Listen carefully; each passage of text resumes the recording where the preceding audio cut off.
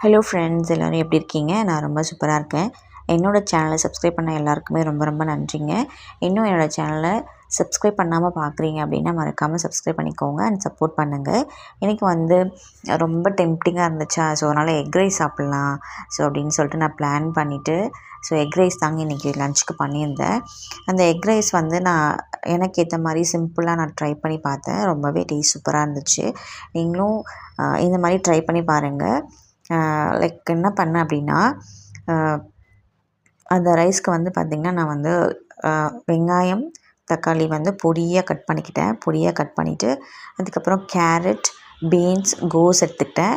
Carrot வந்து நல்லா நம்ம நார்மலாக கிரேட் பண்ணுவோம்ல, கிரேட் பண்ணிவிட்டு அதே மாதிரி கோஸும் நல்லா கிரேட் பண்ணி வச்சுக்கிட்டேன். அதுக்கப்புறம் வந்து பீன்ஸ் வந்து பார்த்திங்கன்னா ரொம்ப மெலிஸாக கட் பண்ணிவிட்டு அதுக்கப்புறம் அதுக்கு என்னென்ன மசாலா எடுத்துக்கிட்டேன்னா சில்லி பவுடர், தனியா பவுடர், கரம் மசாலா, அதுக்கப்புறம் மஞ்சள் தூள் எடுத்துக்கிட்டேன். ஸோ அப்புறம் எக்கு வந்து நமக்கு எவ்வளோ எக்கு தேவையோ அது எல்லாத்தையும் எடுத்துக்கிட்டேன்.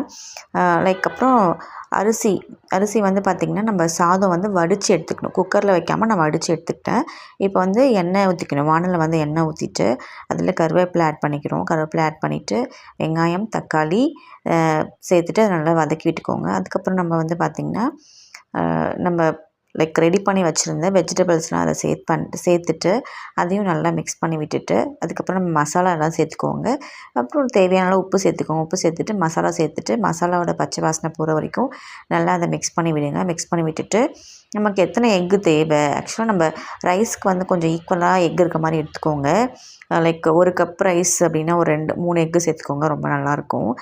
இல்லை எக்கு கம்மியாக இருந்துச்சுன்னா அந்தளவுக்கு நமக்கு டேஸ்ட் இருக்காது இல்லையா? அதனால் எக்கு வந்து நான் 3 எக்கு எடுத்துக்கிட்டேன். இந்த ரைஸ்க்கு 3 எக்கு வந்து நல்லா உடச்சி ஊற்றிட்டு அது நல்லா பொரியல் மாதிரி வரும் இல்லையா, அந்த ஸ்டேஜ் வரைக்கும் நல்லா அதை மிக்ஸ் பண்ணி விட்டுட்டு அதுக்கப்புறம் நம்ம வடித்த சாதம் இருக்கு இல்லையா, வடித்த சாதம் வந்து நமக்கு நல்லா உதிரியாக இருக்கணும், குழஞ்சிராமல் நல்லா பார்த்து அந்த வடித்து ரெடி பண்ணி வச்சுட்டு அதுக்கப்புறம் சாதத்தை வந்து அந்த முட்டை பொரியலில் நல்லா சேர்த்து நல்லா மிக்ஸ் பண்ணிக்கோங்க. மிக்ஸ் பண்ணிவிட்டு அதுக்கப்புறம் நம்ம பெப்பர் பவுடர் இருக்கு இல்லையா, அது கூட ஆட் பண்ணிவிட்டு அதுக்கப்புறம் மல்லித்தழை சேர்த்துட்டு நம்ம ஸ்டவ் ஆஃப் பண்ணிடலாம். ஸோ இதில் நான் வந்து இஞ்சி பூண்டு பேஸ்ட்டு வேறு மற்ற சோயா சாஸ் நான் எதுவுமே சேர்க்கலை. இந்த மாதிரி ரொம்பவே சிம்பிளாக தான் நான் செஞ்சுருந்தேன். ஸோ ரொம்பவே சூப்பராக வந்துருந்துச்சு. அந்தளவுக்கு ரொம்ப மோசமாகவும் இல்லை, ரொம்ப சூப்பராக வந்துச்சு. ஸோ நீங்களும் ரொம்ப வீட்டில் எதுவுமே இல்லை, ரொம்ப சிம்பிளாக எக்கு தான் இருக்குன்னா இந்த மாதிரி ட்ரை பண்ணி பாருங்கள். தேங்க்யூ ஃபார் வாட்சிங். இன்னொரு வீடியோவில்